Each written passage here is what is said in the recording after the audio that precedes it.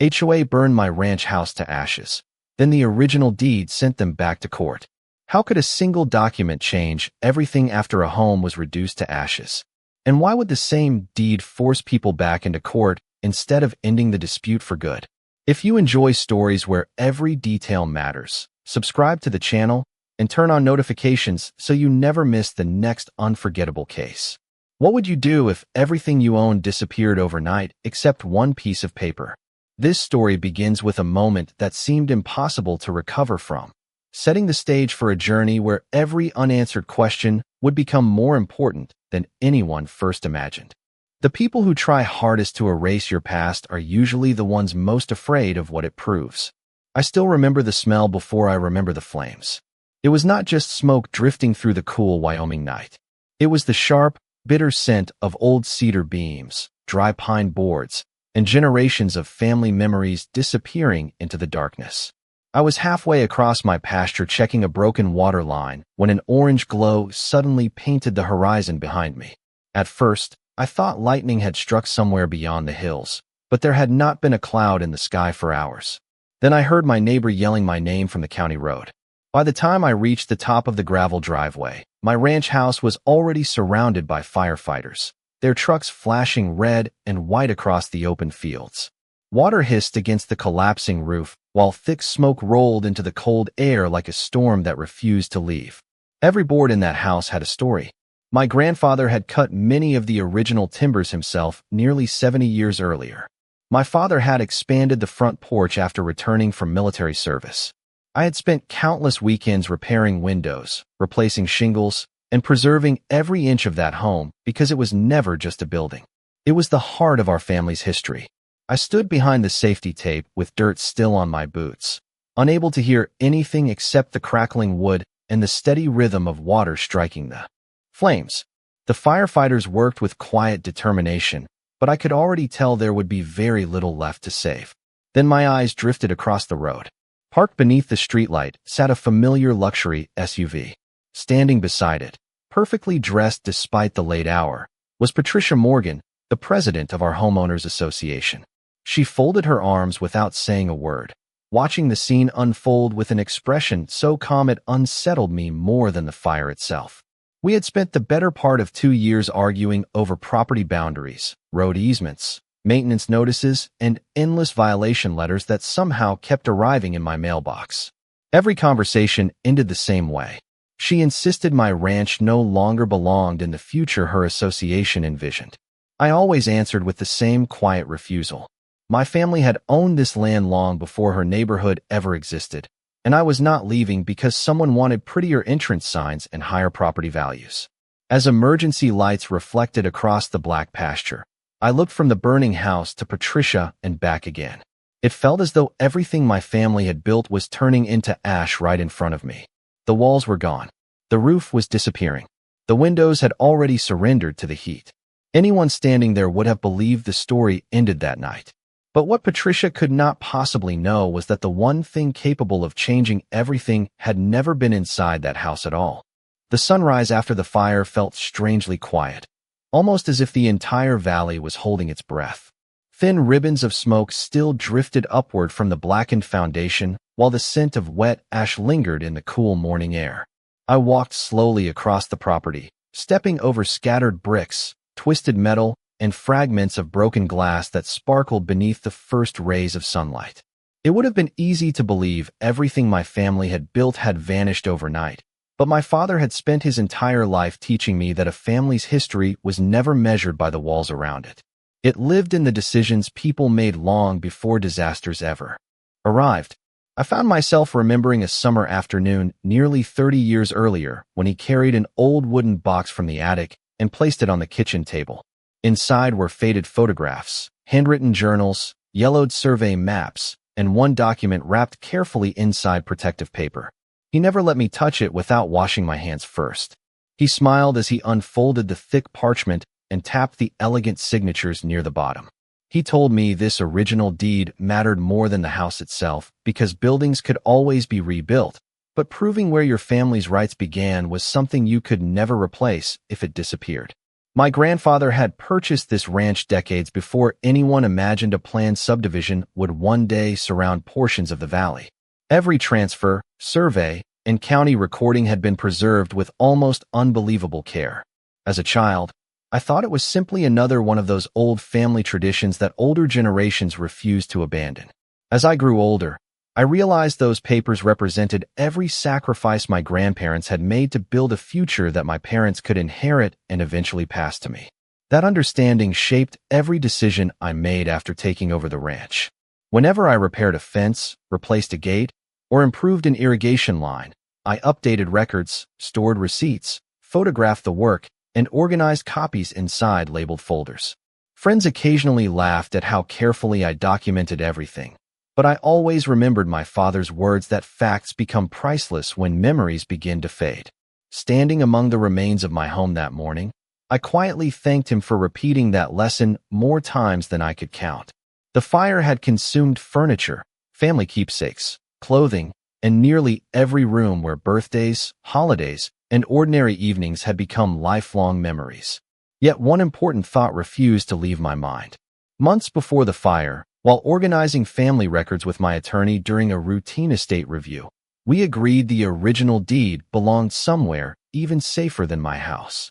It had been placed inside a secure bank vault several miles away, protected from storms, accidents, and every unexpected event that could threaten irreplaceable history.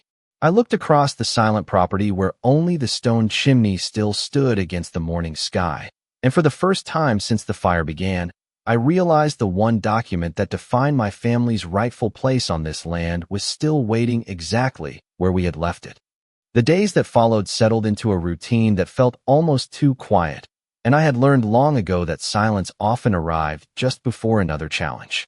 While my insurance company began its inspection and neighbors stopped by with coffee, blankets, and offers to help, my mailbox continued filling with envelopes carrying the familiar return address of the Homeowners Association. Even after my house had been reduced to a blackened foundation, the letters kept coming with the same polished language and the same confident tone. One demanded that debris be removed within a strict deadline. Another warned that temporary storage equipment would violate neighborhood standards. Yet another suggested that rebuilding should follow updated architectural guidelines approved by the association. Reading those notices while standing beside the remains of my family home felt almost unreal, but they revealed something far more important than simple insensitivity. Patricia Morgan was behaving as though her authority over my ranch had never been in question. That confidence reminded me of every conversation we had shared during the previous 2 years. It had started with polite requests to replace sections of my old wooden fence because they supposedly conflicted with the visual standards of the surrounding subdivision. Then came complaints about the color of my equipment shed, the gravel driveway that my family had used for decades, and even the location of a cattle gate that had existed long before the first subdivision road was ever paved. Each notice became slightly more demanding than the last. Whenever I responded by asking which legal document actually granted the association authority over my ranch, the answers always shifted toward general references to community expectations, instead of clear property records. During one meeting inside the neighborhood clubhouse, Patricia unfolded a glossy development map across the conference table and confidently traced a line around my land with her finger. She explained that the future of the community depended on consistency and modern planning, suggesting that my ranch represented an obstacle to long-term improvements. I calmly asked whether that map matched the original county survey filed decades earlier. For just a brief moment, her smile faded before she redirected the conversation toward neighborhood appearance and property values. That tiny hesitation stayed with me long after the meeting ended. Over the following months, I noticed construction surveyors walking near my fence line more often than before. Real estate representatives occasionally parked along the county road while taking photographs toward my pastures. Rumors spread that a developer wanted additional land for an expansion connecting 2 upscale neighborhoods. None of those events proved anything by themselves, yet together they formed a pattern that became impossible to ignore. Patricia continued insisting that selling my ranch would solve everyone's problems, always presenting it as a practical business decision rather than personal pressure. I always declined with the same simple answer. My family had never measured this land by market price because its value had been established long before anyone calculated future subdivisions or luxury homes. As I placed another HOA notice into a growing folder beside my temporary desk inside a borrowed equipment trailer, I realized something else. Every letter, every meeting summary, every email, every inspection notice, and every certified envelope had been carefully preserved over the years. My father had taught me that organized records often speak more clearly than emotional arguments, and without fully realizing it at the time, I had quietly built a timeline showing exactly how determined the association had become to gain control over property that I still believe had never legally belonged under its authority.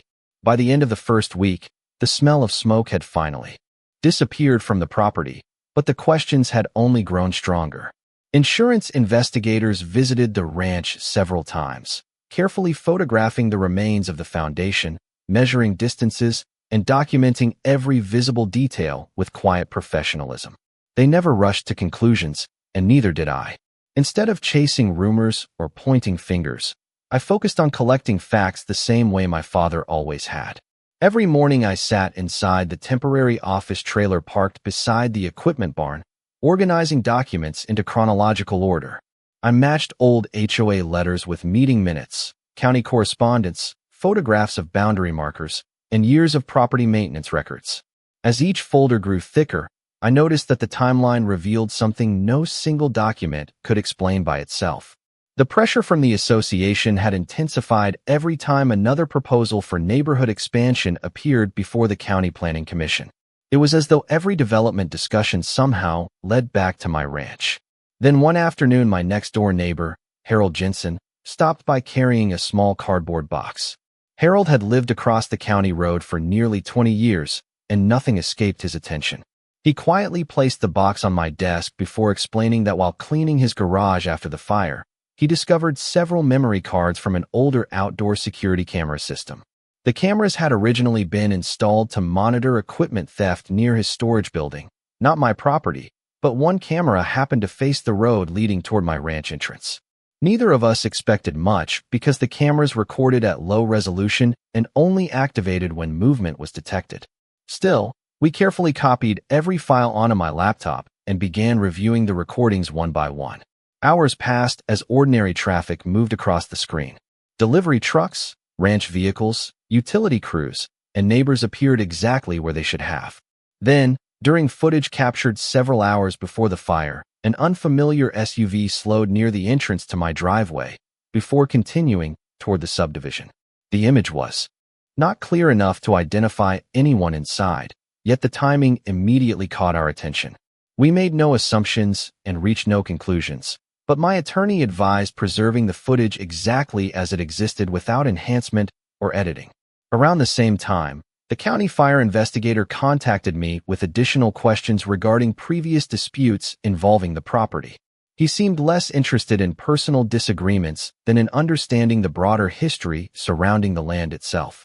That conversation surprised me because it suggested the investigation was becoming larger than the fire alone. Meanwhile, my attorney scheduled a visit to the bank where our secure family records had been stored for years. He explained that before discussing any legal strategy, he wanted to verify every original document personally rather than relying on photocopies.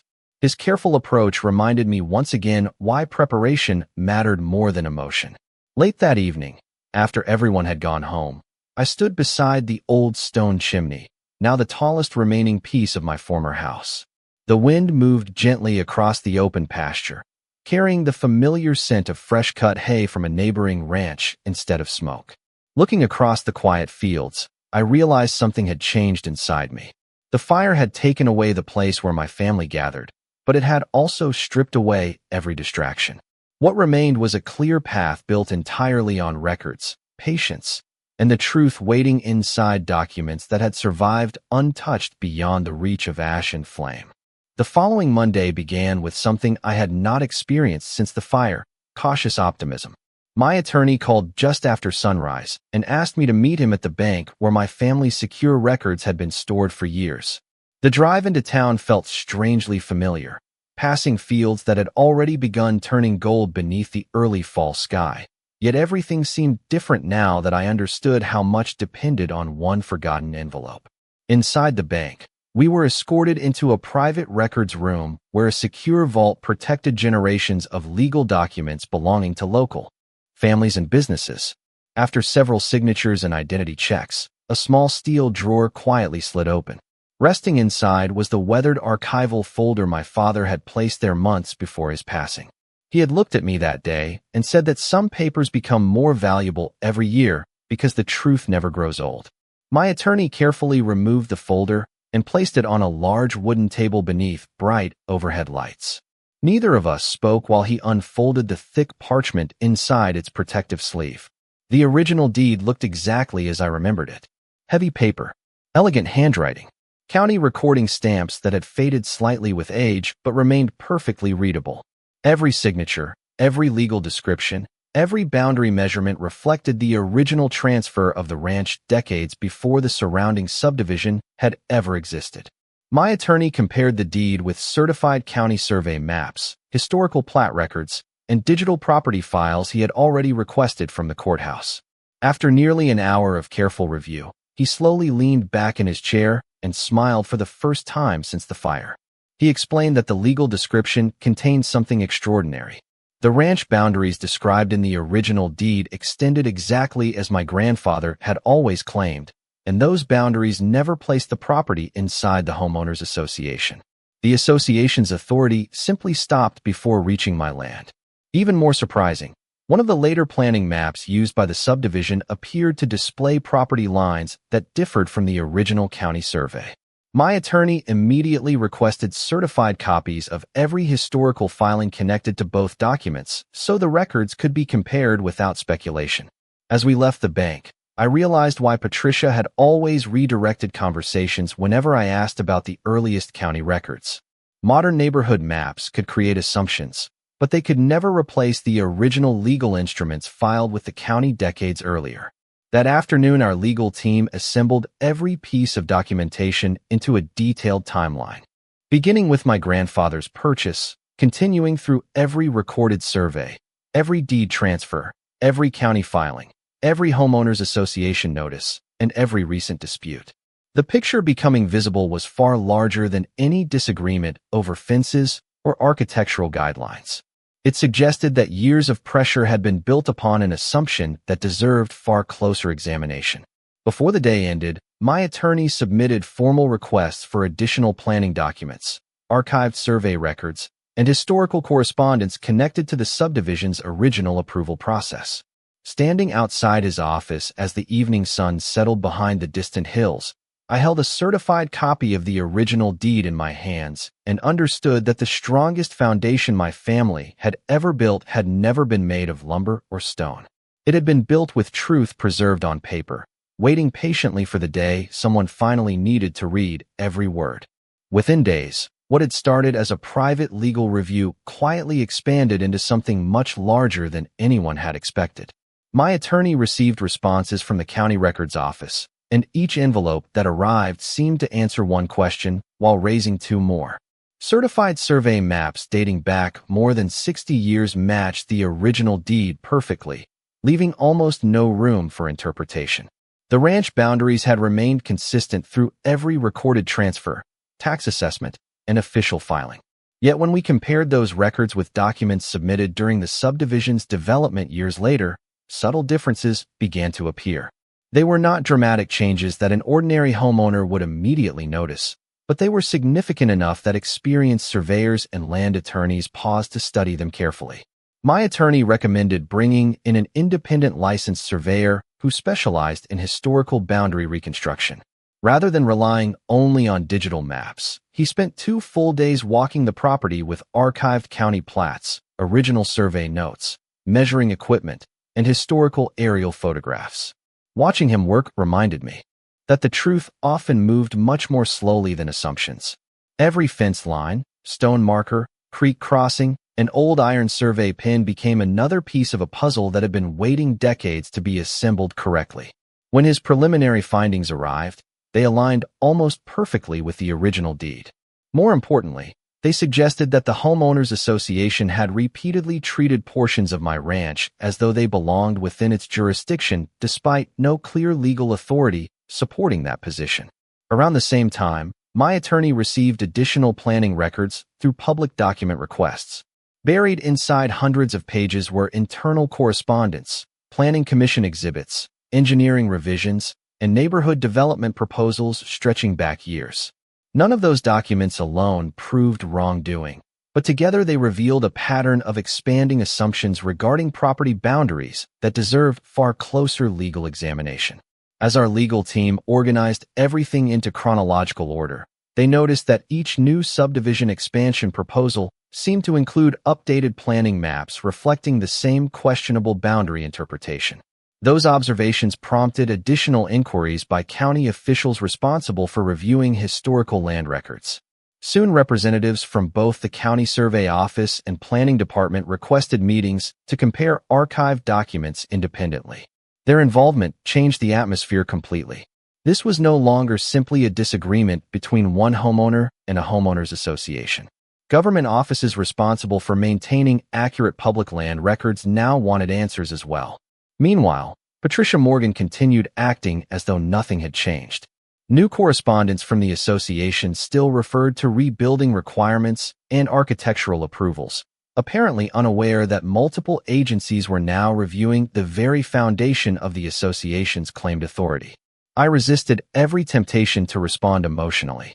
Instead, I simply forwarded each new letter to my attorney, adding it to the growing collection of organized evidence. Weeks earlier, I might have viewed those notices as frustrating distractions. Now they became additional entries in a timeline that documented the association's continued insistence upon authority, while official records were increasingly pointing in another direction. One afternoon, my attorney looked across his conference table covered with maps, certified copies, survey reports, and carefully labeled folders before quietly saying something I have never forgotten. He told me that courtrooms are rarely persuaded by the loudest voice in the room. They are persuaded by the oldest verified fact that survives careful examination. As I looked once more at my grandfather's original deed resting beside decades of matching county records, I realized that every patient decision my family had made to preserve those documents was beginning to transform what once seemed like an ordinary property dispute into a legal question that could no longer be ignored. The notice scheduling the federal hearing arrived on a cool October morning, folded neatly inside a plain white envelope that looked far less important than the weight it carried. After months of collecting records, comparing surveys, reviewing archived county filings, and organizing every document into a complete historical timeline, the questions surrounding my ranch had grown beyond local disagreement. Multiple legal issues involving property boundaries, jurisdiction, and official records were now being addressed together, and our attorney explained that the federal court would examine how those records affected the broader legal dispute. As I drove toward the courthouse before sunrise, I felt surprisingly calm. I had spent too many nights worrying about outcomes that had not yet happened, and by then I understood that my responsibility was no longer to predict the future. My responsibility was simply to tell the truth and allow the documents to speak for themselves. The courthouse stood above the city with its tall stone columns catching the first light of morning. Attorneys hurried through the entrance carrying heavy briefcases while court staff greeted one another with quiet professionalism. Inside the courtroom, polished wooden benches reflected soft overhead lighting, and every conversation remained respectfully subdued. My attorney carefully arranged our exhibits across the table in the exact order we had practiced. The original deed rested inside a protective archival sleeve beside certified survey maps, county registry records, historical plats, engineering reports, and organized correspondence spanning years of interaction with the homeowners association. Every page had been labeled, indexed, and cross-referenced so the court could follow the history without confusion. Across the aisle, Patricia Morgan entered with her legal team carrying several large binders and neatly prepared presentation boards. She appeared composed, greeting colleagues with the same confidence I had seen during every homeowners association meeting. As the hearing began, procedural matters occupied the first part of the morning. Attorneys discussed jurisdiction, document authentication, survey methodology, and historical record preservation. Nothing dramatic happened, yet every answer slowly built a foundation stronger than emotion alone ever could. Then our attorney requested permission to introduce the original deed into evidence. The courtroom became noticeably quieter as the archival document was carefully handed to the clerk before being presented to the judge. Its age was immediately obvious. The thick paper, original recording stamps, handwritten legal descriptions, and historical signatures reflected an era long before the subdivision existed.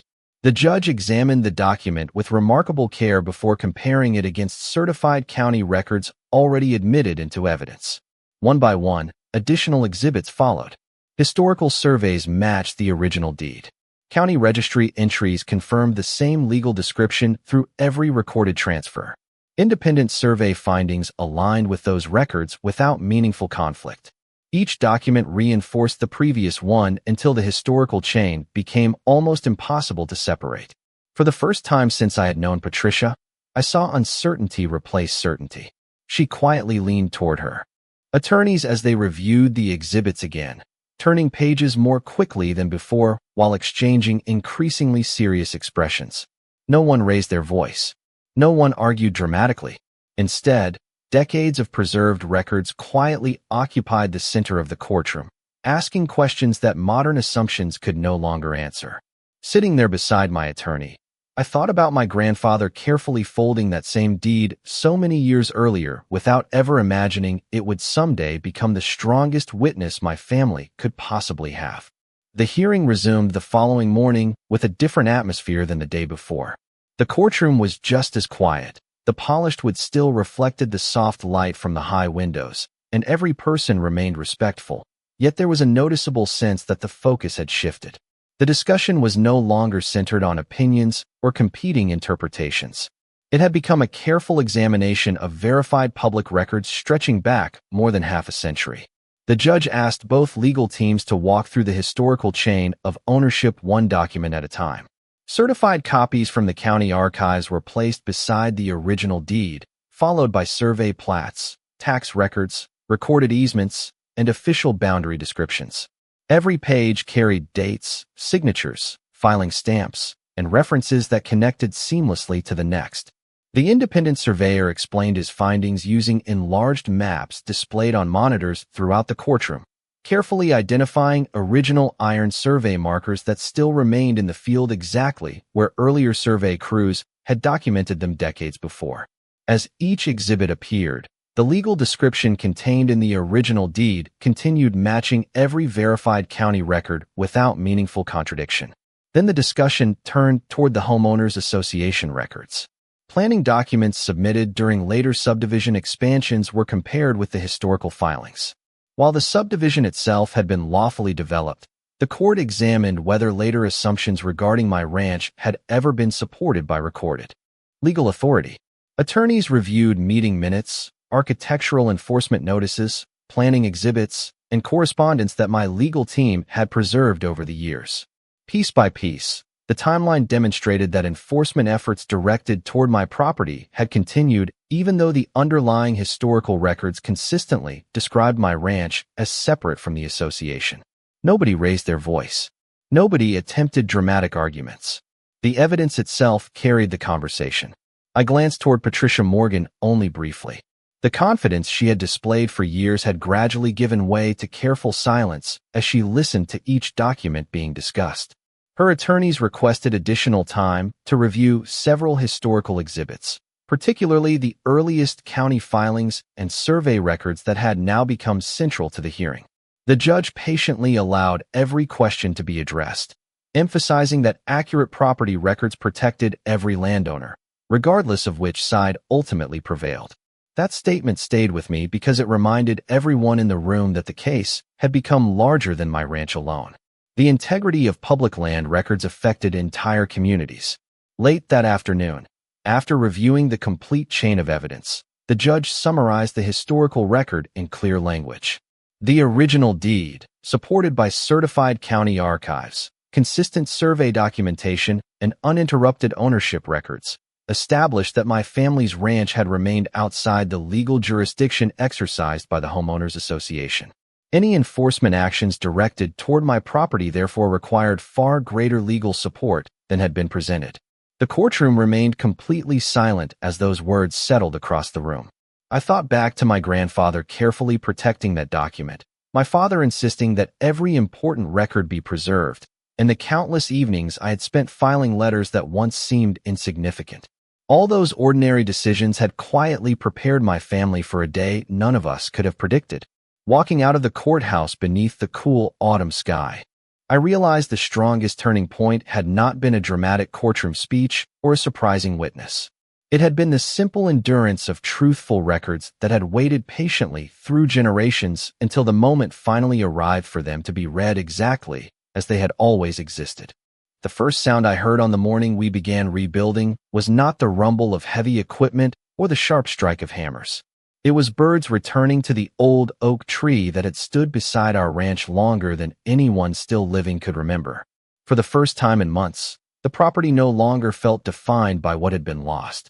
Instead, every new board, every freshly poured foundation, and every carefully measured beam represented another chapter beginning where the last one had been interrupted. Friends, neighbors, and local contractors volunteered their time without expecting recognition because they understood this ranch had always been more than a single family's home.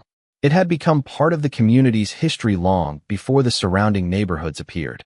The legal proceedings eventually concluded with updated property records confirming the historical boundaries exactly as the original deed had described them for decades. County mapping systems were corrected to reflect the verified surveys, and future planning documents would now rely upon the same historical records that had finally been examined with the attention they deserved. The Homeowners Association quietly revised its enforcement procedures, placing greater emphasis on verifying legal jurisdiction before issuing future notices. Patricia Morgan was no longer the confident figure who had once believed every disagreement could be resolved through authority alone. During one of the final administrative meetings connected to the case, she briefly acknowledged that accurate public records should always guide community decisions. It was a simple statement without dramatic emotion, yet it carried far more meaning than any heated argument ever could. As for me, I chose not to dwell on bitterness because rebuilding demanded far more energy than resentment ever deserved. The new ranch house honored the original design while incorporating stronger materials and updated safety features, but the spirit of the home remained unchanged. The wide front porch still faced the open pasture where my grandfather once watched sunsets after long days of work. The kitchen windows still overlooked the fields where my father taught me that patience often produced stronger results than force. Inside my new study, I installed a climate-controlled display case containing copies of the original deed, historical survey maps, family journals, and several photographs showing each generation that had cared for the ranch. The original deed itself returned to the secure bank vault, where it would remain protected for future generations. But every young member of our family would now understand exactly why that single document mattered. Looking back, I realized the greatest lesson had never been about courtrooms, legal filings, or property lines. It was about stewardship. My grandfather preserved the deed because he respected the sacrifices that came before him. My father organized every record because he believed truth should always be documented. Without fully realizing it, I simply continued their habits until the day those ordinary decisions became extraordinary. Sometimes people believe history can disappear with smoke, weather, or the passing of time. They forget that honesty leaves its own trail when someone cares enough to preserve it. Every letter I saved, every photograph I labeled, every survey I filed, and every lesson passed from one generation to the next quietly became part of a foundation no fire could ever consume. Today, when I sit on my rebuilt porch watching the evening sun settle across the Wyoming hills, I no longer think about what nearly vanished. I think about what endured. The strongest inheritance my family ever passed down was never the ranch itself. It was the patience to protect the truth until the day justice was finally ready to recognize it.